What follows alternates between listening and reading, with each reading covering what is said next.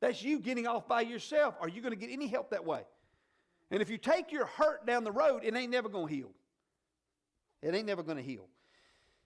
Jesus himself regularly attended, I said that in Luke 4:16, and emphasized the importance of gathering and with others in prayer and worship. The church is essential for spiritual support, growth, and accountability. So now Satan's perspective. Everybody say Satan's perspective. I want this to stick with everybody in this room, what I'm about to say. I want it to hit between the eyes. I mean, if you could tattoo all this, we could do it. But I mean, it's just a little too much. It might take for days, weeks to do it. But Satan's perspective is division and isolation.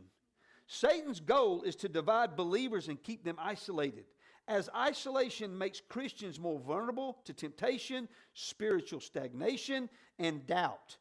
He seeks to undermine the fellowship of believers where they find strength and encouragement. He brings discouragement from gatherings. Satan works to sow seeds of division, discouragement, and disillusionment with the church.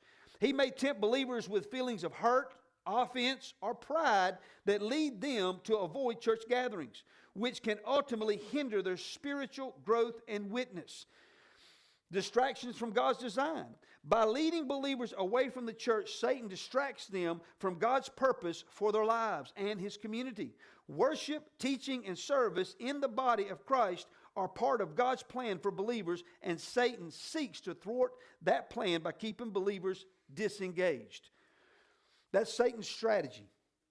You know, in Genesis 3:1, and this is the revelation I got, in Genesis 3:1, Satan's strategy was to isolate Eve from Adam and deceive her, leading to disobedience. This pattern continues as Satan seeks to keep Christians apart from the body of Christ where they are encouraged in their faith. I want y'all to go with me for just a minute here. Think about this as we get ready to wind up. Eve is a woman, right? What are we considered? The bride of who? Christ. So in reference, we're the bride, the woman, we're the one that Christ is going to marry, right? Adam is a picture of who? Christ. We see in the New Testament where Paul refers to Jesus as the second what? Adam. Okay? So we see that Jesus is not going to be distracted.